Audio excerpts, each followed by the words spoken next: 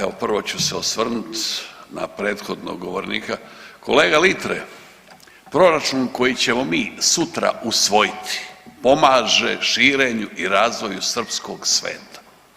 Proračun je i politički dokument, pored ostaloga, i normalno je da politika ima uticaj na proračun. Ali diletantizam hrvatske politike i nepoznavanje elementarnih političkih i povijesnih činjenica, da se onako tretiraju dvije vjerske zajednice u Hrvatskoj, dvije pravoslavne crkve, je neprihvatljivo, je nedopustivo. Evo sam ja iznio jedan dokument koji ću vam pročitati, ali prije toga da kažem još nešto u uvodu. Imamo nakon dominantne katoličke crkve u Hrvatskoj sa najvećim brojem članova, imamo dvije pravoslavne crkve. Imamo Srpsku pravoslavnu crkvu i Hrvatsku pravoslavnu crkvu koja po zadnjem popisu stanovništva u Hrvatskoj ima čak 30.000 članova. Imamo zanimljiv slučaj da se Srpska pravoslavna crkva vrlo izdašno financira iz hrvatskog proračuna, a Hrvatska pravoslavna crkva ne dobiva ništa.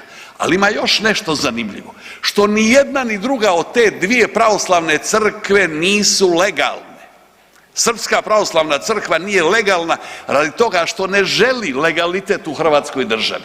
Ona samo da se upiše u evidenciju vjerskih zajednica, a hrvatska vlast je gotovo na koljenima moli da to učini. Samo da se upiše u evidenciju vjerskih zajednica, ona bi bila legalna, ali bi ona tad priznala hrvatsku državu, a to je jedini element velikosrpstva koji hrvatsku državu ne priznaje. A ova kukavna Hrvatska pravoslavna crkva radi toga što se zove Hrvatska, kuka, moli, kumi, ministri se mijenjaju, državni tajnici se mijenjaju i neki nama suverenistima bliski, nije to samo Arsen Bauk, nije Arsen, imali smo mi Hrvatina velikih koji su bili šefovi,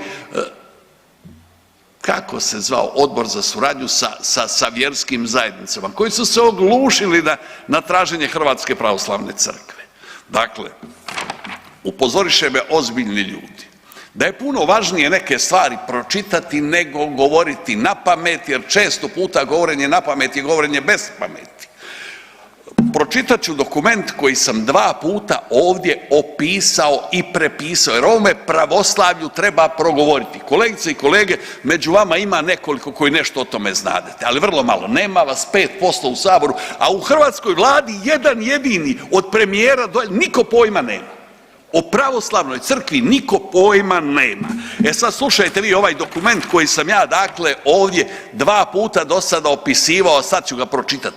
To je dokument koji su 4 istočna patrijarha, Miro gledam na sad, koji su 4 istočna patrijarha 1530. godine poslali Ohridskom episkopu, odnosno arhiepiskopu, u kojemu tvrde da nikada nije postojala nikakva priznata autokefalna Srpska pravoslavna crkva, da to nije ni ona takozvana Svetog Save od 1219.